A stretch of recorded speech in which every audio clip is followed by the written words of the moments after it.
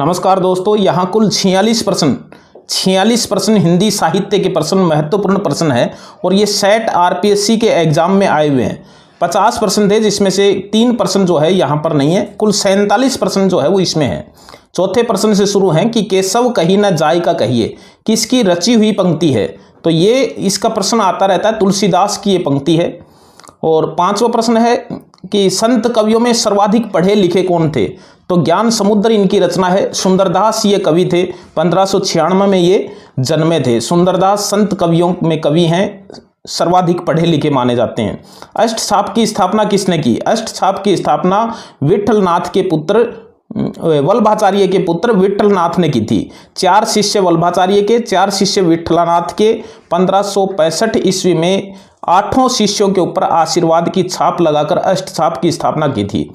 विनय पत्रिका की भाषा कौन सी है, ये याद रखना बड़ा सरल है। तुलसीदास की जो रचनाएं हैं उनमें जिन रचनाओं में राम और मंगल शब्द आते हैं, जैसे रामलला नचू, रामचरितमानस, और जिनमें मंगल शब्द आता है जैसे जानकी मंगल, पार्वती मंगल, राम और मंगल शब्द जिन रचनाओं में आता है वो अवधि में लिखी हुई है और शेष ब्रज भाषा में। तो विनय पत्रिका जो है वो ब्रज भाषा में लिखी हुई है। 8वां प्रश्न है साहित्य लहरी का रचनाकार कौन है। तो साहित्य लहरी दृष्टकूट संग्रह जिसमें है कुल 118 पद हैं, सूरदास की लिखी हुई ये रचना है। कुल 118 पद हैं इसमें और दृष्टकूट पद इसी में है। दृष्टकूट पद का मतलब है जो जैसा लिखा हुआ है वैसा ही उसका अर्थ ना हो, उसको वाचनार्थ उसका अर्थ ना हो बल्कि कुछ अन्य अर्थ भी उसमें समाहित हो। रामचरितमानस के सुपरिचित विदेशी अध्येता तो ये कामिल बुल्के हैं।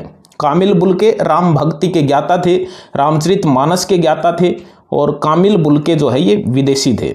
अखरावट के रचयिता कौन है। तो अखरावट जो है ये जायसी की रचना है जो अक्षरों के ऊपर लिखी गई है। 11 का प्रश्न है मन लेऊ पे देऊ छटांक नाही। तो मन लेहू पे देहू छटाक नहीं ये प्रसिद्ध उक्ति है और ये घनानंद की उक्ति जो है वो है। 12 का प्रश्न है प्रेम वाटिका की रचनाकार कौन है। तो प्रेम वाटिका जो है ये रसखान की एक प्रसिद्ध रचना है। काल कर्मानुसार इनमें से पहली कहानी कौन सी है। तो दुलाई वाली इनमें से पहली कहानी है क्योंकि उसने कहा था 1915 में लिखी गई है। 2 बांके और बड़े घर की बेटी ये तो बाद की रचनाएं हैं। तो दुलाई वाली जो है वो 1907 में सरस्वती में प्रकाशित हुई थी और राजेंद्र बाला घोष जिसको बंग महिला कहते हैं वो इसकी रचयिता है। मृगनयनी उपन्यास के लेखक हैं। तो मृगनयनी उपन्यास जो है वो वृंदावन लाल वर्मा का उपन्यास है। इनमें से कौन सी भारतेंदु युग की पत्रिका नहीं है। तो कवि वचन सुधा भारतेंदु युग की है, आनंद कादम्बिनी भी भारतेंदु युग की है, ब्राह्मण भी भारतेंदु युग की है और श्री शारदा जो है ये बाद की जो है वो पत्रिका है। बाद में प्रचलन हुआ था, 1916 में शुरू हुई थी श्री शारदा शायद, तो ये बाद की हो गई। कामायनी में सर्गों की संख्या कितनी है। तो कामायनी में सर्गों की संख्या जो है वो कुल 15 सर्ग हैं इसमें। खुल गए छंद के बंध किस कवि की उक्ति है। तो ये उक्ति जो है वो सुमित्रानंदन पंत की है। सुमित्रानंदन पंत की एक कविता के अंदर ये पंक्ति जो है वो शामिल है। तो ये उक्ति जो है वो सुमित्रानंदन पंत की है। हिंदी की प्रथम कहानी लेखिका कौन है। तो हिंदी की प्रथम कहानी लेखिका बंग महिला है और राजेंद्र बाला घोष इनका मूल नाम है। सरस्वती के पत्रिका के प्रथम संपादक कौन थे। तो सरस्वती पत्रिका के प्रथम संपादक जो है वो श्याम सुंदर दास थे। श्याम सुंदर दास जो है वो इसके प्रथम संपादक थे। 20 का प्रश्न है इनमें से किस कवि को ज्ञानपीठ पुरस्कार नहीं मिला। तो महादेव वर्मा को मिला हुआ है यामा रचना के लिए। जयशंकर प्रसाद को नहीं मिला। जयशंकर प्रसाद दिनकर को मिला हुआ है उर्वशी के लिए और नरेश मेहता को भी मिला हुआ है इनके संपूर्ण साहित्य के लिए। 21 का प्रश्न है राजा निर्वंशिया कहानी के लेखक कौन है। तो ये कमलेश्वर की एक प्रसिद्ध कहानी है राजा निर्वंशिया। 22 का प्रश्न है गोदान में गोबर और झुनिया को नगर में आश्रय देने वाली स्त्री का क्या नाम था। तो वो चूहिया था। चूहिया ने जो है वो इन दोनों को जो है वो आश्रय दिया था। आषाढ़ का एक दिन का केंद्रीय पात्र कौन है। तो आषाढ़ का एक दिन जो है वो कालिदास इसका केंद्रीय पात्र है। मोहन राकेश का ये नाटक है। 24 का देखिए जयशंकर प्रसाद ने किस पत्रिका का संपादन किया। तो ये इनके हर परिचय के अंदर जो है वो लिखा होता है। इंदु पत्रिका का इन्होंने संपादन किया था। 25 का प्रश्न देखिए किस तरह से दिया हुआ है, सारा आकाश तुम्हारा है पंक्ति में किस लेखक के उपन्यास का शीर्षक है। यानी ये पूरी पंक्ति शीर्षक नहीं है, इस पंक्ति में एक शीर्षक है उपन्यास का, और वो उपन्यास कौन से लेखक का है, वो राजेंद्र यादव का उपन्यास है, और उपन्यास का शीर्षक है सारा आकाश। सारा आकाश इनका एक उपन्यास है जो इस पंक्ति के अंदर ये शीर्षक समाहित है, और राजेंद्र यादव इस उपन्यास के लेखक हैं।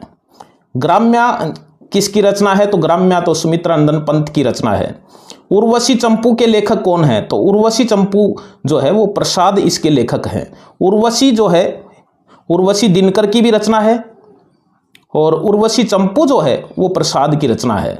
इनमें से कौन अष्टछाप में शामिल नहीं है, चंपू जो गद्य और पद्य में लिखी गई है, इनमें से कौन अष्टछाप में शामिल नहीं है, तो अष्टछाप में सूरदास है, नंददास है, छीत स्वामी है, रूप गोस्वामी जो है वो नहीं है।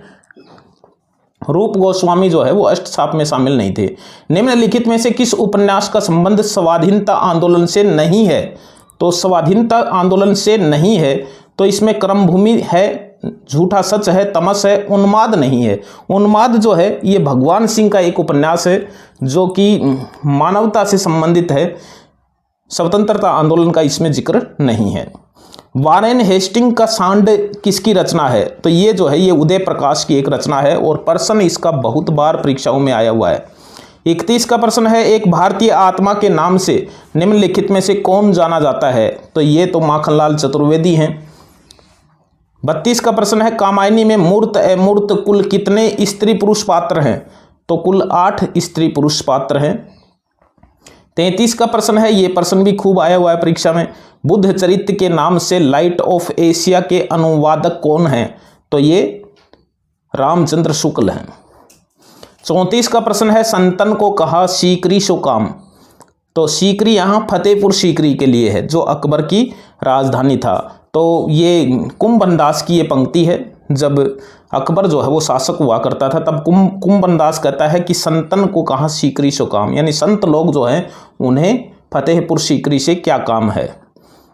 35 का प्रश्न है, कठिन काव्य के प्रेत के नाम से किसकी ख्याति है, तो कठिन काव्य का प्रेत जो है वो आचार्य केशवदास को रामचंद्र शुक्ल ने कहा है, और कठिन गद्य का प्रेत जो है वो अज्ञेय को कहा जाता है।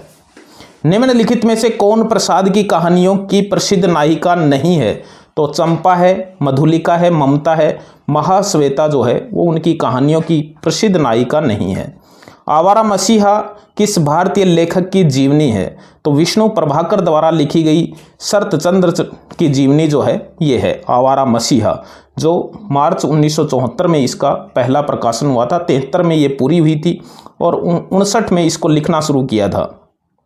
कामायनी को मानवता का रचनात्मक काव्य किसने कहा है, अब कुछ जगह ये ऐसे भी मिल सकता है कि कामायनी को रसात्मक काव्य किसने कहा है, तो वो आचार्य रामचंद्र शुक्ल हैं। इनमें से कौन स्त्री विमर्श का उपन्यास नहीं है, तो इनमें से कौन सा चाक है, छिन्नमस्ता है, आवा है, निरुपमा नहीं है। निरुपमा जो है ये निराला का एक उपन्यास है जो स्त्री विमर्श से संबंधित नहीं है। रामानुजाचार्य निम्नलिखित में से किस दर्शन के प्रतिपादक हैं, तो रामानुजाचार्य जो हैं वो विशिष्टाद्वैत के दर्शन के प्रतिपादक हैं। 41 का है, साधारणीकरण सिद्धांत के प्रवर्तक कौन थे, तो वो भट्टनायक थे। भट्टनायक जो है वो इस सिद्धांत के ये तीसरे व्याख्याता हैं रससूत्र के भट्टनायक, और साधारणीकरण सिद्धांत के प्रवर्तक थे। 42 का है, कनक कनकतः सौगुनी माधकता अधिकाय में कौन सा अलंकार है, तो इसमें अलंकार जो है वो यमक अलंकार है, जिसमें एक ही शब्द 2 या 2 से अधिक बार आए लेकिन उसका हर बार अर्थ भिन्न हो। कनक कनक 2 बार आया है, जिसमें एक का अर्थ धतूरा है, एक का सोना है, तो यमक अलंकार है। देखिए निर्व्यक्तता का सिद्धांत किसने प्रस्तुत किया, तो ये टी.एस. इलियट का एक सिद्धांत है। 44 का है, निम्नलिखित में से किसने स्वांत सुखाई की रचना की बात कही है, तो वो तुलसीदास ने कही है।